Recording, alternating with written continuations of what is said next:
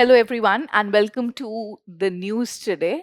So, we are discussing 28th of November.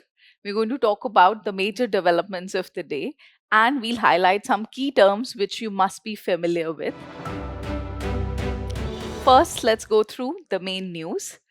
The first one says trilemma of digital governance, digital ascendancy, digital capitulation, or genuine digital sovereignty. The second news is about the Prime Minister pushes for private sector entry in India's nuclear sector. Then we have IMF assigns second lowest C rating to India's national account statistics and inflation data. The last main news today is the Supreme Court highlighted the need to regulate abusive online content. Along with this, we also have some quick updates. First is the Chasing China report. Then you have Vikram 1, that's a launch vehicle which has been launched. Then you have a discussion on bamboo.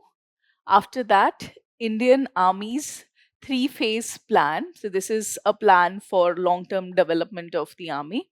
Then International Astronomical Union. After that, we have Tex Rams scheme, a government scheme for textiles. After that, you have Mohujuj. This we'll talk about. Then you have amphibians, and the personality in news is GV Mavalankar, who was the first speaker of Lok Sabha. So let's start. We start with the main news. So, trilemma of digital governance, digital ascendancy, digital capitulation, or a genuine digital sovereignty. So, first, let's try and get a sense of what these terms mean. So, we have this infographic which will explain these terms. First is digital ascendancy. So this currently is basically the US model, where it means that all digital applications, all software developments, all kind of global data is being handled by, or the majority of it we can say is handled by the USA. Like your Google, Microsoft, they're all Google companies. So because of that, they are kind of ascending, they are kind of dominating the whole digital scene in terms of data. The second is digital capitulation. How this can be a problem. Okay, so this is a cautionary tale. What happens is sometimes there are deals which are signed with different countries based on which your digital rights or your digital control of your data that is lost. Okay, and such an arrangement, which might seem like an economic benefit in the short term, but in the long term, that might mean you are giving away your right to hold your own data. So, that is digital capitalization. So, your digital ascendancy may lead to digital capitalization, and this is what we have to be cautious about.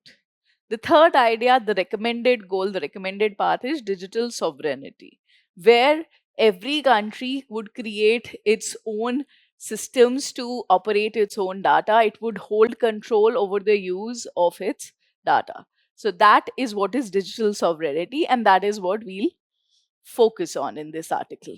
That for India, this is the path which should be there. India should not succumb to ascendancy, should be very cautious about agreements which might be harmful in the long run, and as far as possible they should try to create their own sovereign systems. Okay, so let's see what are the factors which are pushing India towards digital sovereignty. Okay, so this is a term which you can use. Now, the factors are there is geopolitical volatility. So, major part is held by USA. And that means if your relationships are not very good with USA, you might feel some backlash, you might feel some restrictions. Another country which is also controlling a lot of this is China, right? So with China, is India's neighbor. There are again conflicts there. So, because of that, there is again uncertainty in those relationships. So, that kind of makes you insecure that your data might be misused. So, that's one issue. Then, global digital dominance. So, there's dominance of even one, just one player. So, that is a problem in the sense that everything they are controlling, even your financial data, they are controlling. And if they're unhappy with you, like India wanted to purchase oil from Russia because it was coming in cheap. But we had different companies who wouldn't go into this because there was a possibility like a player in which a player like Microsoft would kind of ban them or restrict their usage of different systems. So that kind of makes you vulnerable to the foreign control. It kind of becomes a controlling tool, and if you want to get out of it, you have to become sovereign. Then data is the new currency. So today, data is the biggest asset which you can have. Different kinds of digital footprints which are there, that is your asset, and you cannot give it today or even lose control for the future. So that has to be preserved if development and if progress has to come in the true sense. So these factors kind of make it essential that we are thinking about digital sovereignty. And how can we do that? What are your pathways for digital sovereignty in India? How that can be done? The first thing is this has to be defined. Okay, how it has to be defined means that there should be proper legal and regulatory structures that will ensure that control over data export and digital space. Okay, and there is one example also here, which is the Digital Personal Data Protection Act. This is a new legislation which has come up dedicated for this purpose of protecting digital data. Then digital industrialization. Okay, see here a comparison is always given with China. Like how China fueled its digital sovereignty is China restricted all the other players, that no global players, no Google, no Microsoft will come and operate here. So that kind of was an incentive for their own companies to create those kind of systems, right? But in India, we have that.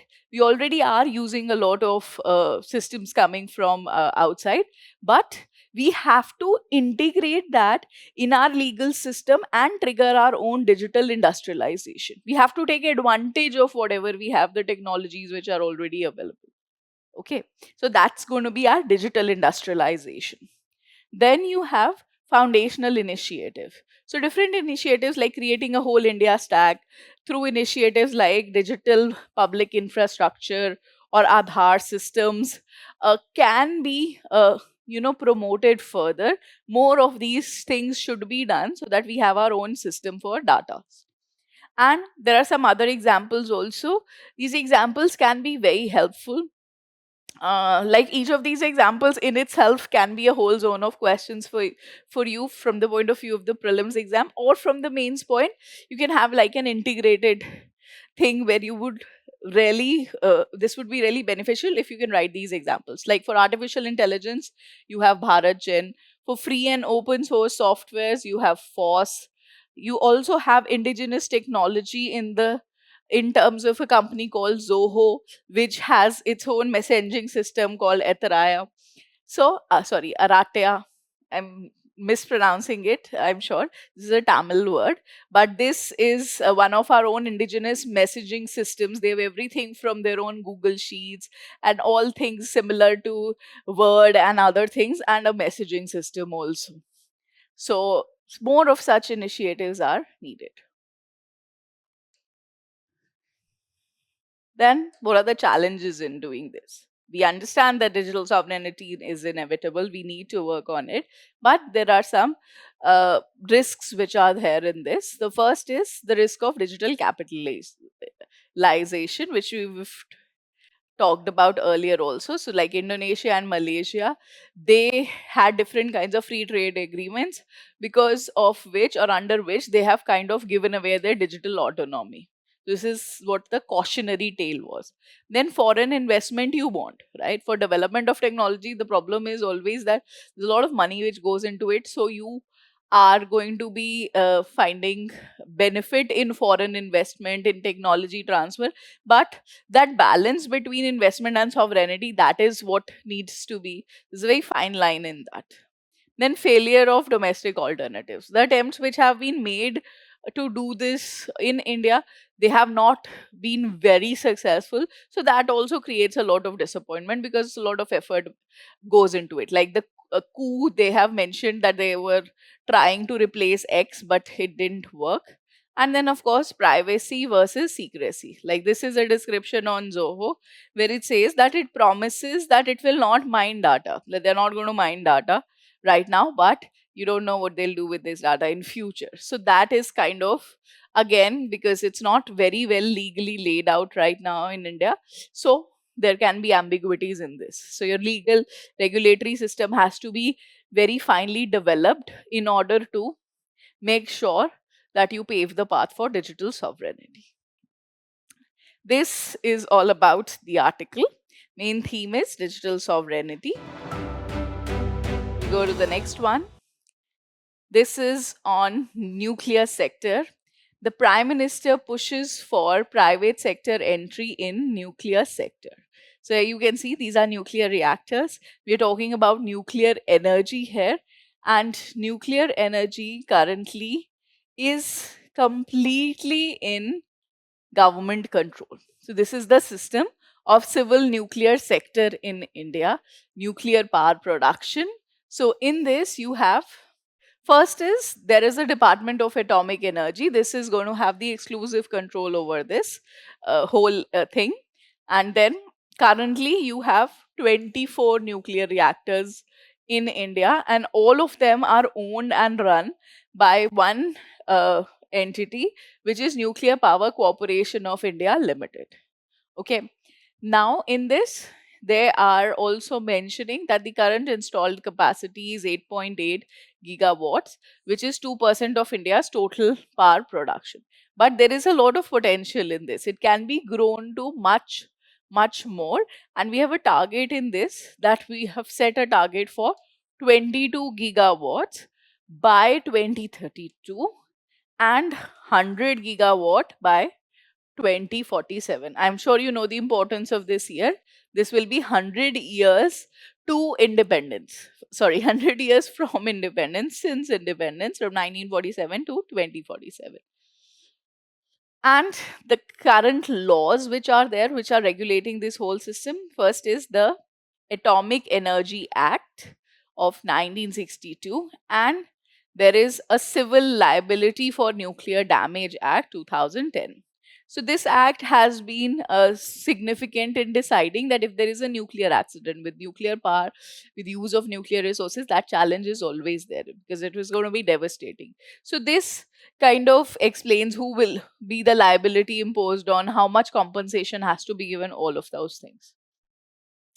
Now, changing this pattern of complete state control, the Prime Minister recently has spoke about how private investment should be there or should be allowed in this sector. So the idea is, if private investment is allowed, what will happen is it will help to boost innovation, and it will help in faster rollout of small modular reactors. See, these big nuclear reactors, which the government is setting up, it takes many years to create them, to set them. But we have an idea, we have a concept which India is working on, which is the small modular reactor. You can have smaller reactors. Modular means they can be assembled. They can be built in small parts and they can then be assembled, and this will take lesser time to start working. And you can have private entities doing this. You can have private sector contributing and investing in such kind of things. So this we'll be able to create them faster than we otherwise plan to. Then you have enhancing of grid stability. You'll be able to provide stable power to your grid and overall energy security of the country, because if you have more nuclear power, your energy production will increase. Of course, along with that, strengthening domestic manufacturing. If you have more innovation, new developments, in this case, more private sector players, so a lot of these technologies could be manufactured in India, and a lot of new things can also be uh, created from this sector. But of course, there are concerns, there are challenges why we have till now not done this. And the first is challenges of safety, regulation, and liability. Okay, it has to be very safe, it has to be at the most utmost level. So that's one big concern. Okay. And in this is a lot a deterrent for the private players also. Like the civil liability law which we have, the amount of compensation which it fixes, that is very, very huge. And a lot of private players are actually, it is acting as a deterrent for them to participate. Because in case of a problem, there's going to be a huge liability on them. Then, of course, national security. The problem with nuclear power is, or the way nuclear reactors work is, that same mechanism can also be used to create the weapons, the nuclear weapons. So, if you give it to private players, the problem or the situation which will always be of concern is that, can it pass on to the wrong hands? Can it start being used for weaponry? So, that's one thing which always kept this field very, very guarded. Then there's a long gestation period. Private players, when they are investing, they need some assistance. They would need some assistance in such a big sector, because there is a long gestation period. Like, if you get into this, it will take probably 10 to 8 to 10 years before some actual production and money would start coming in. So this kind of a long term initiative would become very, very expensive for that private player. So usually the challenge is that they would seek some help from the government also. So it can be a collaborative effort in that sense. And of course, resource supply. The nuclear fuel which we use, like the most common one is uranium. We don't have a lot of uranium in India, so we export it, we buy it from outside, which again means a limitation for private players, because again you need clearances and the different treaties which are governing this. So that's another challenge. Okay. In terms of incentives, of course, it's expected to provide a lot of promotion to nuclear power, which we want because it's a non polluting fuel. But there are still concerns on how this will work out. There's still challenges on this. Next article is on the IMF, International Monetary Fund. So, IMF assigns the second lowest C rating to India's account statistics and inflation data. Okay, let's understand what this is about. So, IMF would look at the numbers, the data, the statistical information on different aspects of growth and inflation of different countries. And based on the data which they have, is submitted to them, they evaluate that what is the level of data, what is the kind of data here. So, this is their grading system. They will impart 4 grades to different countries after looking at their data. So, A grade means the data provided is adequate for surveillance. Yes, it is sufficient for assessment of the country. B is that there are some shortcomings but broadly adequate for surveillance. And C is when data has some shortcomings that somewhat hamper surveillance. So, India has been given this grade. They say that India's data, which is there, the national account statistics, they have shortcomings. And because of that, it becomes difficult to survey them or get a real picture of what's happening here. The last one, the D grade, is when there are serious shortcomings that significantly hamper surveillance. Okay, so we currently are at C. Let's see what IMF is saying about our data. One of the key things, this article might seem to be very technical, but one key aspect which you can remember, which you can keep in mind as a criticism to our national account statistics, is that there is an outdated base year. For different calculations like GDP calculations or even calculations of inflation, we are using the base year 2011 to 2012. Now, the IMF is saying this is a very outdated time period. A lot has changed since then in the world economy, India's economy, in terms of digital development, technological development, policies of the government. They have really evolved since then. So, this being the base year is not really a true indication of growth, is not a true indication of anything, any economic development. So, this is the biggest criticism. Just remember this. Then they say they need to use an updated data. Another point which they mentioned is there is lack of seasonally adjusted data. In different seasons, different kinds of developments take place. So there should be a mechanism to accommodate that also. Then they say the statistical techniques which is used. Okay, the mathematical calculation based thing, that is also outdated. That also needs to be upgraded, probably with the best practices which are being followed in the world. After that, you have two specific criticisms. One is on the lack of, or sorry, one is on the producer price index. Second is on the consumer price index. In both of them, they are saying that it's not comprehensive. In production producer price index, they say that they are using a single deflation inflation data, which is wholesale price index.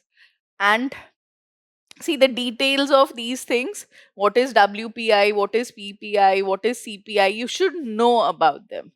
The broad line on this article is that all of these techniques are outdated, their base year is outdated, and I would really encourage that you go and you learn about this. If you already haven't prepared this in your static part, these terms are very, very vital for basic ideas in economy. So please look them up. Please try and understand them. We'll just briefly go through them. Okay. First is gross domestic production. This is the total money value of all final goods and services produced in a country within a year. Then you have gross value added. It is the value of output minus the value of intermediate consumption. Like different things are used at different levels. They're intermediate. Like maybe I'm manufacturing um, tires. Okay, so I can do two things. I can sell my tires directly to the consumers, or I can sell my tires to a manufacturer of tires. Like let's say I want to sell it to Maruti, right? Pricing, cost of the same thing will be different. So it's that value added which can be uh, added, accounted for, so that I get the overall GDP. Because the overall GDP, which is the final cost of goods and services, that's a little difficult to calculate. Okay. Then you have wholesale price index, average change in the prices of goods at wholesale levels. So you look at the wholesale rates. Consumer price index, in this you measure goods and services consumed in households. So what is the market price, that is checked here. And then producer price index, it measures the average change in selling prices received by domestic producers. Okay, so what is the price at which domestic producers are getting it? So basically, this will be inflation at the factory gate level or the producer level. Okay, so the nuance of each of these terms you should know, you should understand. And IMF is saying that all of these are using baselines which are outdated. They are not using seasonality, they are not adjusting it for different time periods, and the statistical method is not again upgraded. So these are the major issues here, because of which we've been given a C grade. Next is Supreme Court highlighted the need to regulate abusive online content. Okay, so there's a lot of abusive online content of different kinds available, easily accessible, and the Supreme Court has specially suggested that we must be monitoring them, we must be removing them from our systems. Now, what are the concerns in this? So, these kind of data, which is abusive, they have a very high virality. That means they'll become viral, they'll spread very easily, and they can reach a lot of people in a very short period of time before you can do anything about it. So, this is a problem. It becomes viral, it reaches a lot of people. Then, Adult content is there, but there is no way of actually, stopping children from seeing it. There might be like a one line warning, but that's not sufficient to stop a child from viewing that. So that's another point of concern. After that, unregulated nature of user generated content. So this is the new thing, no? User generated content. Anybody can generate any content, anybody can make a YouTube video, everybody is a creator in that, and there's no way of regulating that. That who is putting in what, or what it is talking about. There is no regulation. It could be abusive, it could be threatening, it could be a lot of things, but it's unregulated. And of course, it can spread misinformation.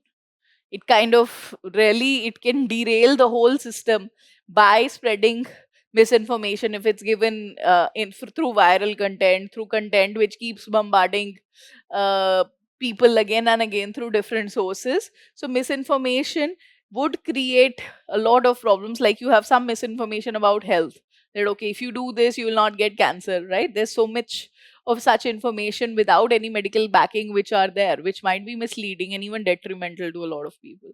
So these are the big concerns. Now, before we go to what the Supreme Court has specifically proposed, let's look at the existing mechanism. We have some systems which are in place which would be monitoring this whole thing. So first is the Information Technology Act 2000, or the IT Act, and its IT rules of 2021. So they mandate that there should be grievance redressal officers, and there should be time bound removal of unlawful content.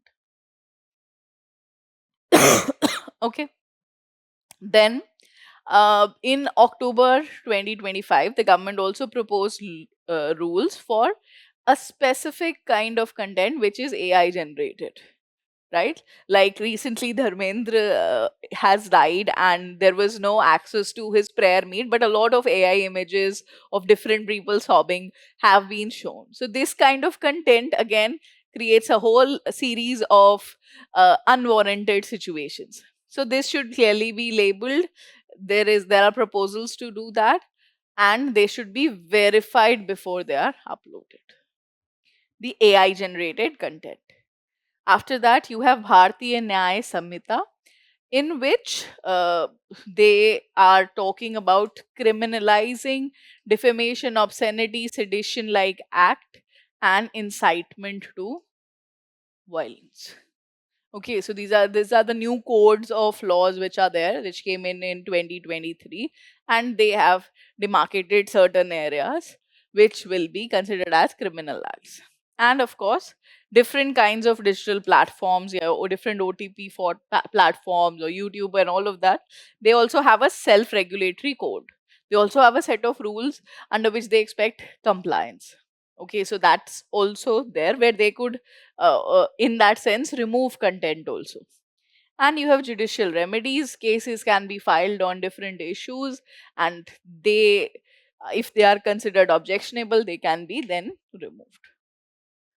Now, what the Supreme Court is saying is that it's giving some directions that we need to do more. This is a very serious issue. There are major concerns on this. So, they have also given some proposals. First is drafting of new guidelines for directing the center, fresh rules for all digital content. User generated OTTs, news, for everything they say we need a new series of guidelines. It must come in. Then they are also talking about setting up an autonomous regulator, a regulator which will be neutral, independent authority to regulate all online content, which is not happening currently. They say we should set up something like this. Then they are also talking about having an expert committee, which constitutes an expert committee with the domain experts and persons with judicial backgrounds to study the issue. Okay, there should be experts. It should be given expert attention. That's what it's saying. And there should be an age verification system. One proposal which they've set up is you should have Aadhaar or PAN based verification for age. So, if just to assess if the content that's being viewed, that is age appropriate or not. Okay, so the main theme here is that Supreme Court has highlighted that content is abusive or violent or unsuitable. So there must be steps taken to stop that. We come to our personality of the day. So, personality in news is GV Mavlankar. So, he was born in 1888, he died in 1956, and his significance is that he was the first speaker of the Lok Sabha. He was earlier involved in the freedom struggle, also, very key, eminent leader from Gujarat, and he was recently uh, there were tributes which were poured to him in the parliament, because of which he was in news. Now we talk about our quick updates, some key facts, some key terms which you should know, some ideas which are popping up in your newspapers, in your current affairs. So let's see what they are. First is Chasing China report. So, Chasing China report is specifically mentioning China's lending pattern. China is lending a lot of money, and it has provided over 2 trillion in loans since 2000. Okay, which is a very huge amount of money. And in terms of its borrowers, the major recipients are United States, followed by Russia and Australia. Okay, so giving these kind of loans is kind of a way in which China operates. This would be a ground for different kinds of quid pro quo which they would create, or that sense of indebtedness which they want to create. Then you have Vikram 1. So this is a satellite launch vehicle. It was created and built by a private sector player. This is a very significant thing, right? This is not ISRO's job. This is not a government project, but you have Skyroot Aerospace, it's an Indian private sector startup which has produced Vikram 1, which is a satellite launch vehicle. So this is a private startup in Hyderabad, and the purpose is to launch satellites into low Earth orbits on sun synchronous orbits. Sun synchronous orbits basically are the polar orbits. Okay. Further, we have a fossil which has been found on a special type of bamboo. So, this fossil, see, the fossils are remains of sub-living organisms which have been entrapped, and some parts of them are secure. And this fossil is believed to be 37,000 years old. Okay, once you find that, you can study it, you can study the carbon content in it or different other elements in it, and that can give you an estimate of its time. So they say that this is 37,000 years old, and this is a thorny bamboo, a bamboo with thorns. And the interpretation of this is that this was found in Manipur, in the Imphal Valley, Chirang River, and this, they say, is the earliest evidence of thorny bamboo being present in Asia. So it's the oldest record of that. 37,000 years ago, we had thorny bamboo present in the region of Manipur. Okay, now we are talking about Indian Army's three-phase plan. So this is about modernization of the Indian Army, and you have the phase 1, which is from now till 2032. So this is going to be the decade of transformation. So they'll start with upgradation, developments, innovation in different sectors. Then you have from 2032 to 2037.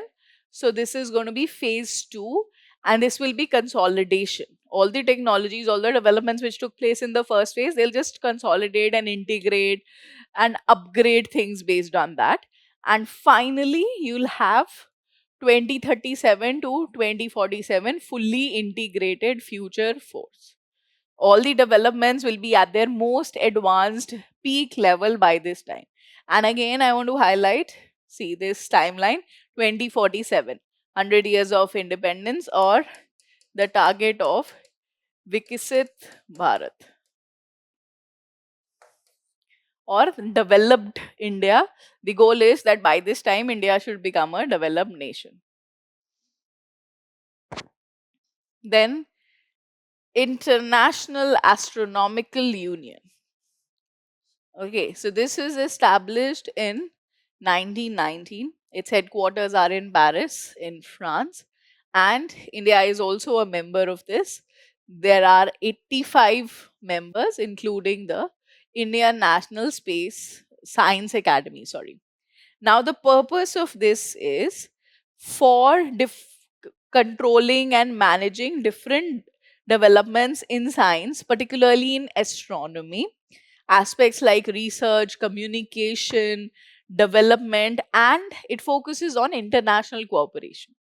Why it has been in news is because they are using 7 new Indian names which have been included in their list.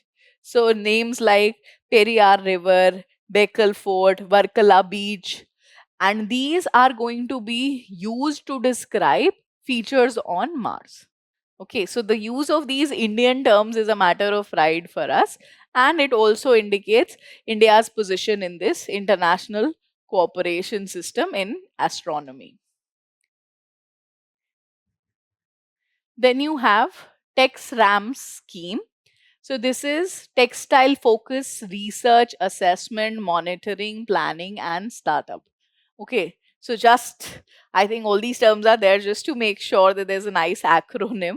And if you look at this, you'll understand this is for textile development of textiles, indigenous textiles, different kinds of technologies based on this.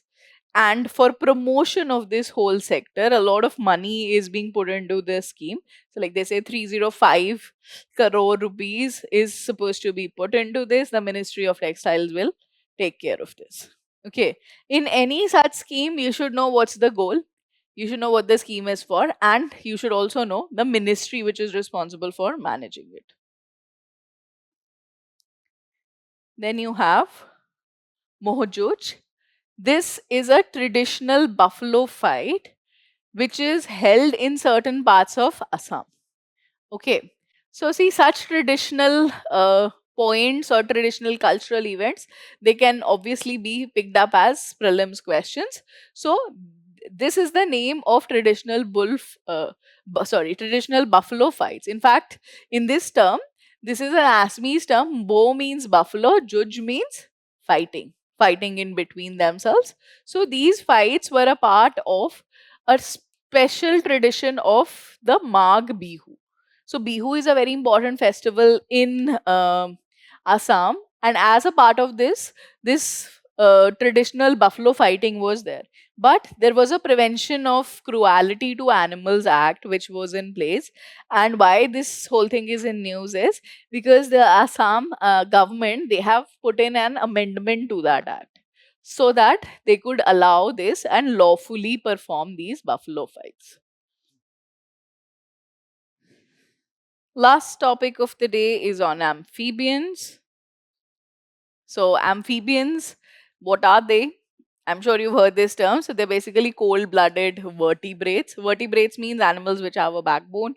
Cold blooded means animals which are not able to regulate their temperature. Like human beings are warm blooded. That means their body temperature remains the same. So, they're going to be having 37 degrees Celsius temperature at all times. But amphibians are not like that. They're cold blooded. That means according to the temperature of their environment, their temperature can also change. So they can live both in water and on land at different stages of their life. This is the key feature. Being an amphibian means that some part of their life, maybe their early stage, they would live in water, some part they would live in land. Some of the amphibians, they go to the water to lay eggs, then they come out and the new organism is born there. So a lot of such combinations are there. Basically, um the report is that there's a global study which has found that their numbers are decreasing. They are declining in number. One key example is frogs. Okay. With this, we complete our discussion on today's news today. After this discussion, please go look up your news today, read that. You'll find a lot of examples, you'll find a lot more details. Follow that up, and after that you're going to go and solve the MCQs. Those questions will be from the news today, so you'll be able to very nicely solve them. And after that, if you need to know more about any topic, if you need to learn more about anything from the point of view of the exam, you have our digital current affairs website. Please go visit this and explore whatever topic seems to be more interest to you, or whatever you think is more important from the point of the exam. On that note, I wish you all the best. Thank you.